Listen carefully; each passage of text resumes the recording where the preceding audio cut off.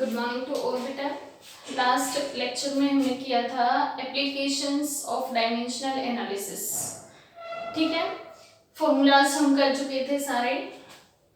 अब करेंगे कुछ numerical based on applications. First application थी, हमने कन्वर्ट किया था one system of unit to another, उस पे बेस्ड साथ में क्वेश्चन भी कर लिया था। सेकंड हमारे पास था to check the correctness of formula and third था to derive the formula। ठीक है, तो क्वेश्चन करते हैं हम सिंपली। फोर्थ क्वेश्चन करते हैं। पहले क्वेश्चन को पढ़ना है ध्यान से। Time period of simple pendulum depend करता है लेंथ, मास और ग्रेविटी पे। आपको टाइम पीरियड के लिए फॉर्मूला फाइंड आउट करना है। मैंने ये कहा था तुम्हें, जब भी आप डायमेंशनली किसी फॉर्मूला को ड्राइव करोगे, आपको क्वेश्चन में सिर्फ कंसर्न टर्म की डिपेंडेंस दे रखी होगी। अगर कोई ऐसी टर्म जो आपको क्वेश्चन में दे रखी है और उस पे वो फिजिकल क्वांटिटी डिपेंड नहीं करती है, तो उसका डायमेंशन कितना आ जाएगा? 0। तो सेम करते हैं हम आगे। Time period of simple pendulum, suppose करो सॉल्यूशन करते हैं फोर्थ क्वेश्चन का। सपोज करो time period of simple pendulum depend करता है किस किस पे? Length of pendulum, mass of pendulum and gravity पे। दैट इज द स्टेटमेंट, ये आपको गिवन है। ठीक है, उसके बाद हमें नेक्स्ट स्टेप क्या लेना है? मान लेते हैं A is the dimension of length, B is the dimension of mass and C is the dimension of gravity। ठीक है, लेंथ का डायमेंशन कितना है? A, मास का कितना है? B एंड ग्रेविटी का कितना है? C। राइट, उसके बाद T is equal to K L A M B G C। A, B, C are the dimensions of L, M, G respectively। Right, next step क्या था? दोनों तरफ के डायमेंशंस फॉर्मूला हमें पता होने चाहिए। टाइम का डायमेंशन फॉर्मूला क्या होता है? T, यही तो होता है सिंबल टाइम का, तो डायमेंशन फॉर्मूला भी क्या होगा? T। फंडामेंटल है, L और M पे डिपेंड नहीं करेगा। K का डायमेंशन होगा नहीं, डायमेंशन लेस कांस्टेंट है। L लेंथ, लेंथ का डायमेंशन क्या होगा? L A। M मास, मास का डायमेंशन क्या होगा? B एंड G क्या है यहाँ पे?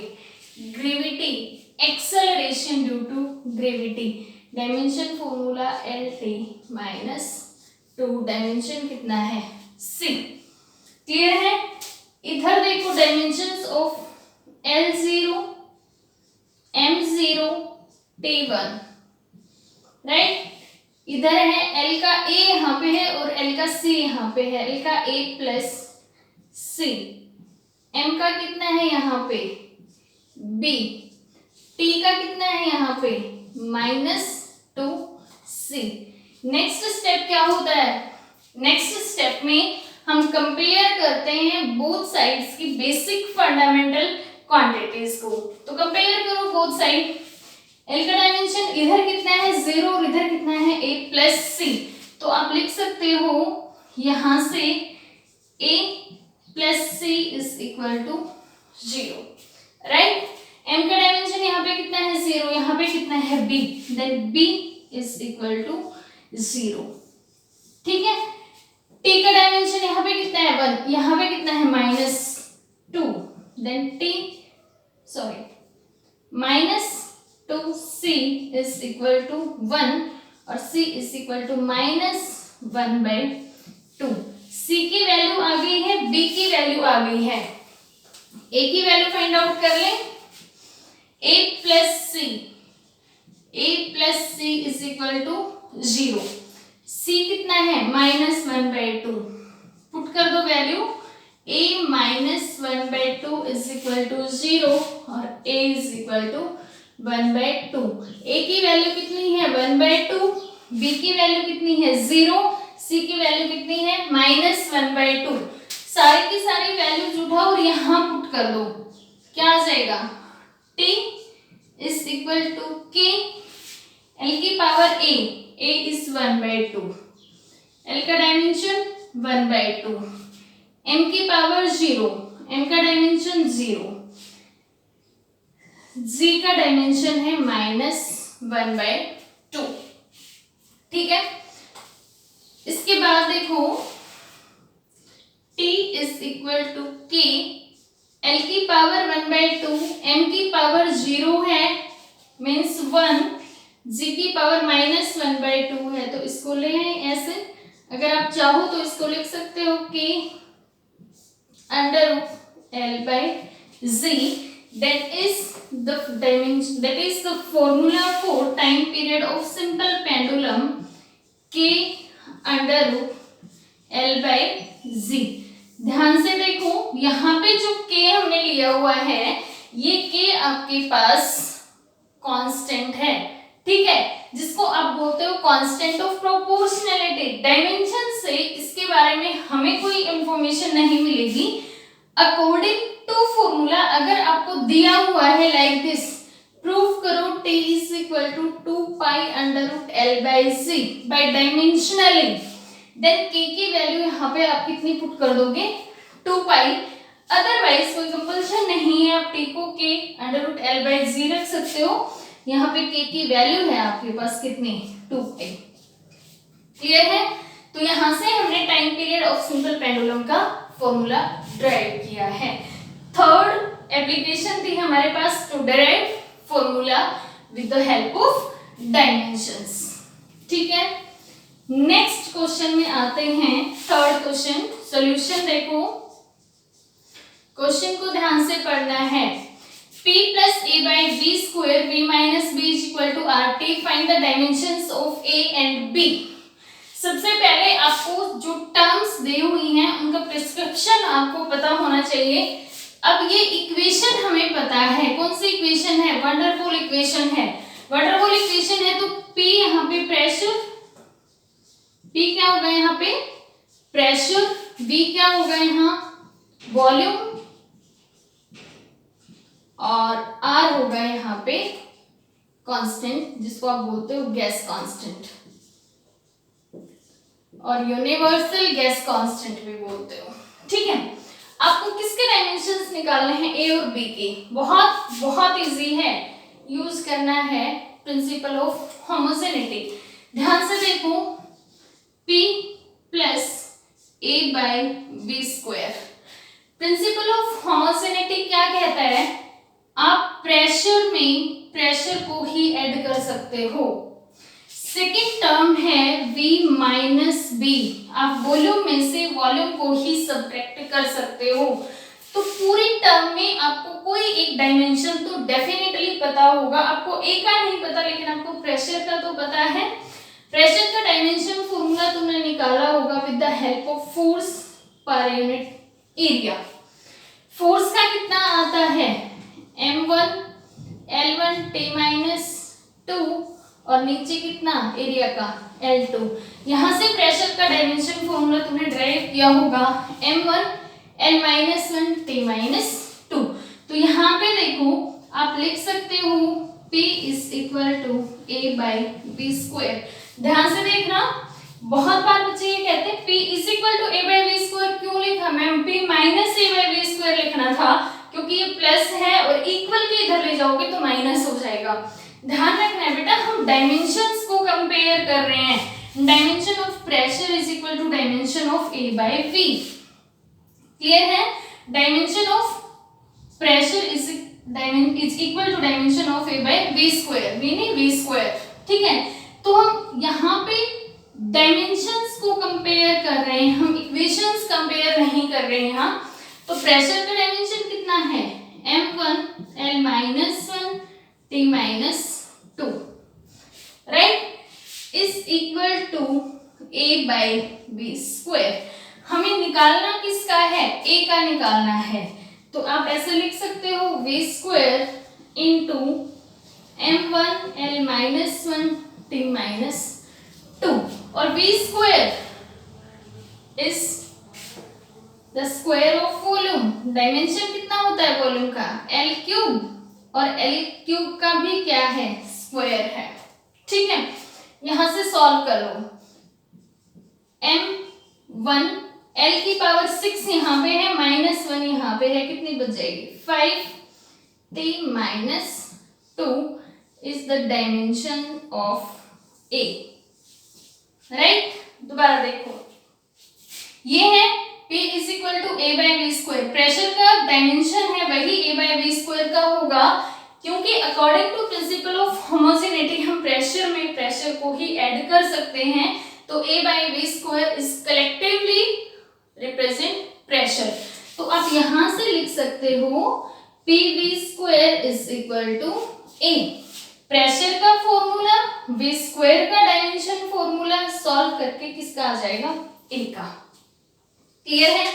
अब आते हैं इसके बाद v माइनस बी, वॉल्यूम में से वॉल्यूम को ही तो सब्ट्रैक्ट करोगे, तो वॉल्यूम का डायमेंशन कितना होता है, L cube is the dimension of b। Very simple, dimensions of v is equal to dimension of b according to principle of homogeneity।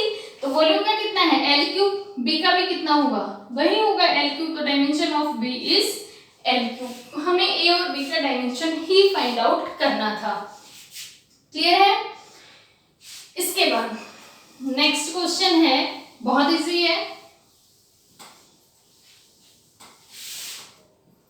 Second, वही अभी जो हम कर रहे थे, principle of homogeneity, F is equal to A plus BX, where F is force and X is distance. ध्यान से देखो, ये फोर्स है तो डेफिनेटली ये भी क्या होगा, फोर्स होगा, और एडिशन है तो आप फोर्स में फोर्स को ही ऐड कर सकते हो, तभी तो ये पूरी टर्म क्या आएगी, फोर्स आएगी।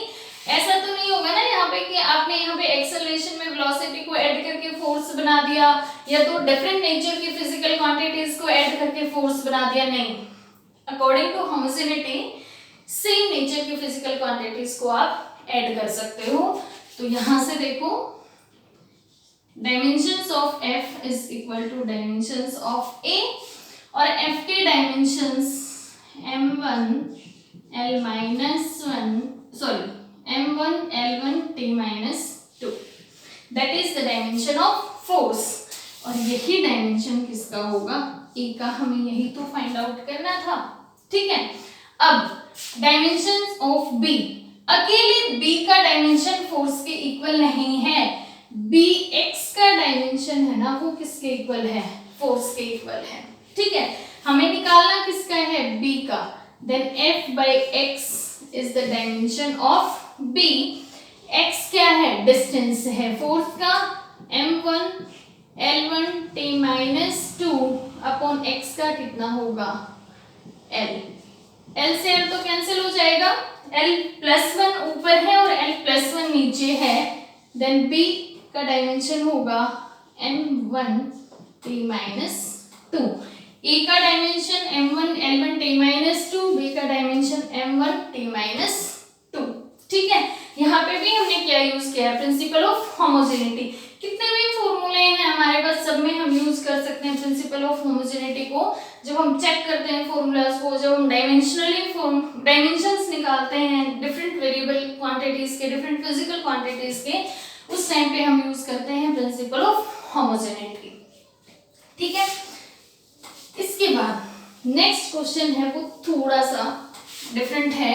ये कह रहा है शो करो energy per unit volume, means first question है आपके पास, energy per unit volume equal होगा क्या, प्रेशर के। डायमेंशनली बताना है आपको। ठीक है, show that energy per unit volume is equal to pressure, dimensionally आपको प्रूव करना है। तो डायमेंशनली का मतलब आपको डायमेंशन फॉर्मूले यूज करने हैं। एनर्जी का डायमेंशन फॉर्मूला क्या होता है, जो वर्क का होता है, कितना होता है, m1 l2 t minus 2। Volume का कितना होता है, l क्यूब। प्रूफ किसके इक्वल करना है? प्रेशर के। इसका मतलब एनर्जी पर यूनिट वॉल्यूम का डायमेंशन इक्वल आना चाहिए डायमेंशन ऑफ प्रेशर, ठीक है। और डायमेंशन ऑफ प्रेशर क्या था? इसका डायमेंशन होता है प्रेशर का m1 L-1 T-2। यहां से देखो सॉल्व करो, L3 को ऊपर ले जाओगे, m1 L2 T-2 और L3 ऊपर जाके क्या हो गया? -3। सॉल्व करना जरा। m1 L-1 T-2 is the dimension of pressure. इसका मतलब एनर्जी पर यूनिट वॉल्यूम किसके इक्वल होती है? प्रेशर के इक्वल होती है, राइट। तो यहां से आप डिफरेंट डायमेंशंस फॉर्मूलाज ड्राइव कर सकते हो, चेक कर सकते हो, सिस्टम्स को कन्वर्ट कर सकते हो, प्रिंसिपल ऑफ होमोजेनिटी लगा के डिफरेंट फिजिकल क्वांटिटीज के डायमेंशंस फाइंड आउट कर सकते हो, ठीक है। ये तो हो गई एप्लीकेशंस। लेकिन जो डायमेंशंस फॉर्मूला हम पढ़ रहे हैं उनकी कुछ ड्रॉबैक्स भी हैं। हर जगह हम उनको अप्लाई नहीं कर सकते हैं। कहाँ अप्लाई नहीं कर सकते? अभी जैसे हमने 2 मिनट पहले फॉर्मूला निकाला T = 2 पाई √L/z, ठीक है। तो ये फॉर्मूला हमने इस फॉर्म में निकाला T = K √L/z, ठीक है। That is the constant term. अगर किसी भी फॉर्मूला में कांस्टेंट टर्म है उसके बारे में डायमेंशंस कोई इंफॉर्मेशन नहीं देते हैं। फॉर एग्जांपल अगर आपको यहाँ पे प्रूफ करना ना आए, सीधा ये दे दे T = K √L/z, ड्राइव करो dimension formula of time period of simple pendulum, तो आप ये ड्राइव करके छोड़ दोगे। आपको नहीं पता K की वैल्यू कितनी है, K की वैल्यू 2 पाई है, ये आपको गिवन है फॉर्मूला में, एक्सपेरिमेंटल वैल्यूज हैं ये, लेकिन आपको डायमेंशनली 2 पाई की वैल्यू नहीं मिलेगी, ठीक है। तो डायमेंशन एप्लीकेशंस में एक ड्रॉबैक है, अगर फॉर्मूला में कांस्टेंट टर्म आ जाती है तो वो कांस्टेंट टर्म हमें डायमेंशन से नहीं मिलेगी। डायमेंशंस कांस्टेंट के बारे में कोई इंफॉर्मेशन नहीं देते हैं, ठीक है। सेकेंड, अगर कोई फॉर्मूला 2 या 2 से ज्यादा टर्म्स का है, for example S = ut + ½ at², इसको चेक तो कर सकते हैं करेक्ट है या नहीं है, इसको डिराइव नहीं कर सकते। क्या नहीं कर सकते? डिराइव नहीं कर सकते हैं बाय यूजिंग डायमेंशंस, ठीक है। इसके अलावा अगर आपके पास 3 से ज्यादा वेरिएबल्स आ जाते हैं, लेंथ, मास और टाइम, 3 फंडामेंटल फिजिकल क्वांटिटीज हैं, उनके डायमेंशंस हम ले रहे हैं A, B, C, ठीक है। उनसे ज्यादा अगर डायमेंशंस आ जाते हैं, हमारे पास कितनी फंडामेंटल क्वांटिटीज हैं? 7। बार-बार हम जब फॉर्मूला ड्राइव कर रहे हैं तो कितने यूज कर रहे हैं? 3। रिमेनिंग 4 कहाँ गई? अगर 3 से ज्यादा हमारे पास किसी फिजिकल क्वांटिटीज में वेरिएबल आ जाते हैं तो हम वो फॉर्मूला ड्राइव नहीं कर पाएंगे। क्लियर है? 3 से ज्यादा वेरिएबल्स के फॉर्मूलाज हम with the help of dimension drive नहीं कर सकते हैं, ठीक है। इसके अलावा जितने भी टी रेशियोज के फॉर्मूले हैं ट्रिग्नोमेट्री से रिलेटेड, लाइक साइन थीटा किसी फॉर्मूला में है, कोस थीटा है, टेंजेंट थीटा है, कोट थीटा है, वो अगर किसी फिजिकल क्वांटिटी के फॉर्मूला में आते हैं तो वो फॉर्मूला हम डायमेंशंस की हेल्प से ड्राइव नहीं कर सकते। क्लियर है? तो ये कुछ ड्रॉबैक्स हैं डायमेंशंस की, जहां हम अप्लाई करते हैं डायमेंशन एप्लीकेशंस को ड्राइव करने के लिए। अगर हमारे पास 3 से ज्यादा वेरिएबल्स आ जाते हैं, डायमेंशंस आ जाते हैं, तो हम फॉर्मूला ड्राइव नहीं कर पाते। अगर 2 या 2 से ज्यादा एडिशंस आ जाते हैं तो हम फॉर्मूला ड्राइव नहीं कर पाते हैं। अगर ट्रिग्नोमेट्रिकल फंक्शंस आ जाते हैं तो हम फॉर्मूला ड्राइव नहीं कर पाते। अगर हमारे पास फॉर्मूला में कांस्टेंट टर्म्स आ जाते हैं तो वो हम डायमेंशंस की हेल्प से नहीं निकाल पाते हैं, ठीक है। All are drawbacks of dimension analysis. Clear है? तो जितने भी न्यूमेरिकल्स हैं बेस्ड ऑन डायमेंशनल एनालिसिस उनकी प्रैक्टिस करो एंड निकाल के देखो, ठीक है। आज के लिए इतना ही।